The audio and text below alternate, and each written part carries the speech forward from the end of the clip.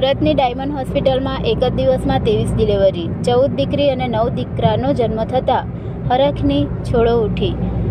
સુરતની ડાયમંડ હોસ્પિટલમાં એક જ દિવસમાં 23 ડિલિવરી થતાં હોસ્પિટલનું વાતાવરણ બાળકોના ખિલખિલાટ સાથે ગુંજી ઉઠ્યું હતું.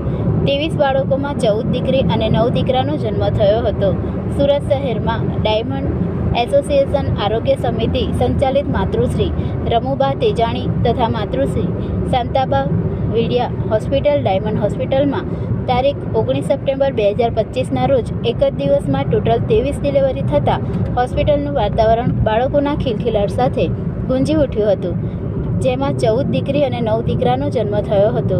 ડાયમંડ હોસ્પિટલના સ્ત્રીરોગ વિભાગના gynaecologist doctor Bhavesh Parmar, doctor Kalpana Patel, doctor Jel Gajera, resident doctor Archit Katharia, doctor Darshan Virani, doctor Utsav Savani તેમજ પીડિયાટ્રિશિયન વિભાગના ડૉક્ટર અલ્પેશ સિંઘવી, ડૉક્ટર દિવ્યા રંગુનવાલા અને પેડિયાટ્રિક રેસિડન્ટ ડૉક્ટર અને મેડિકલ ઓફિસર તેમજ ઓટી વિભાગના સ્ટાફમાં હર્ષ અને ખુશીનો માહોલ જોવા મળ્યો હતો.